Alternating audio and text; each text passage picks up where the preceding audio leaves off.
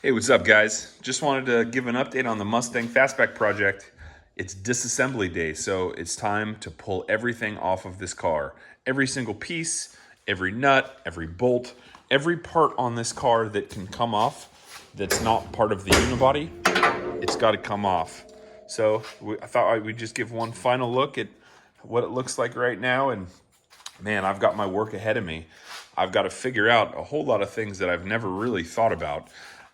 Obviously, I've had this 67 Mustang Coupe for 20 years, so I know my way around a lot of the big components, but I've never really thought about like how to take this trim off, how to get this strip rail out, like what's the proper way to get all the window stuff completely out of the car.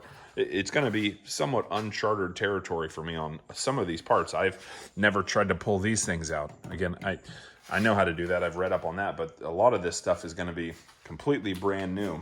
So again, I've done a few things. I've taken a few parts off the car. I've got the back seats out. That's all pretty straightforward. Interior is the easiest stuff to do. Dash is going to be pretty straightforward and easy also. Front seats will be pretty easy. Let's see, back here in the trunk, I've got the gas tank ready to come out, although there's a bead of, I think, some silicone type of sealer that goes all the way around the perimeter. So I'm probably going to have to put a floor jack underneath the bottom and try to pop that thing loose with a little bit more pressure and force. Since I'm going to be completely redoing all the wires, I basically don't care about any of the wires. I basically rip these out. All the lights will come out. I'm going to put new lights all the way through. So that's not a problem as far as trying to keep things in pretty good condition. For the most part, anything that's not in great shape, I'm going to replace with ideally NOS old stuff or as polished new stuff as possible. I don't want to use that much reproduction, especially body panels, but even new stuff, because I've heard it just doesn't fit that well. All this interior stuff is going to be kind of tricky. You can see right over here, somebody cut speaker holes in these rear panels. That's not ideal. I don't really want to use new reproduction stuff back there, but if I have to, I will. And the most important thing is I've got to take this car all the way down to just the unibody, pull the major components off, because I'm deciding whether it makes the most sense to dip this car in acid to basically peel away all the rust, start with a completely fresh slate, or if a media blast can accomplish a similar thing. So I've looked into both options, and there seems to be some conflicting information out there. Some people have said that if you do a dip, that you can get the acid into some of these little like crevices, and that they'll continue to just seep out years and years after you've got the car painted and it essentially like ruined paint and that kind of stuff. You can see I've got some pretty good rust here. So there's going to need to be some extensive metal repair on the floor and on the subframe, on the unibody frame rails. So again, that's my biggest concern, is to get this thing all stripped down enough so that I can safely put all the components back together, and it's going to be strong and sturdy to support the power plant that I plan on putting in here. If you remember in the recent video, I told you I changed gears. I was gung-ho about a Coyote engine.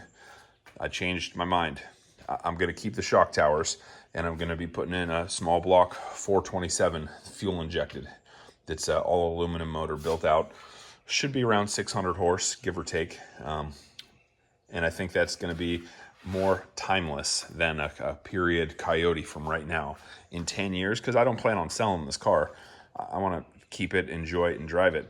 10 years from now, it won't have a 10-year-old Coyote. It'll have a 427.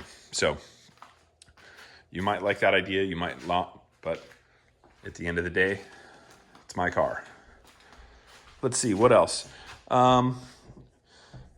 Let's see, there's some parts that I've pulled off already.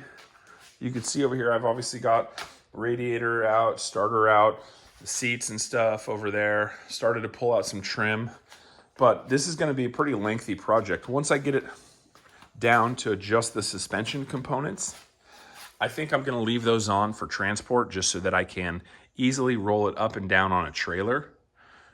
That's going to be one of the most logistical biggest challenges, is to if I take the suspension and wheels off and it's just sitting unibody, I basically have to like have a forklift to move it around, and I don't have that. So I'm gonna leave the suspension on and basically try to pull that off at the last second.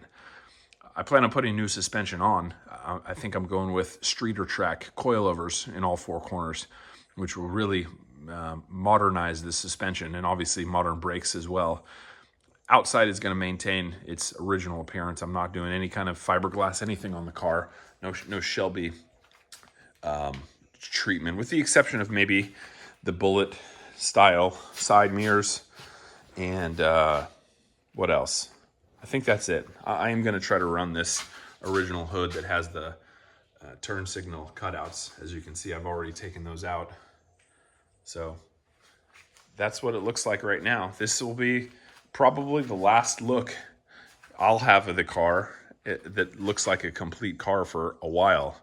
As you know, these projects take a lot of time. So once I pull it down into parts and peel off all the paint and see what I'm really working with, it's going to be a whole new ball game, and it probably won't look like a complete car for a while. So I've got to take a good look. Here's what it looks like. Time to dive in. Let's get it torn down.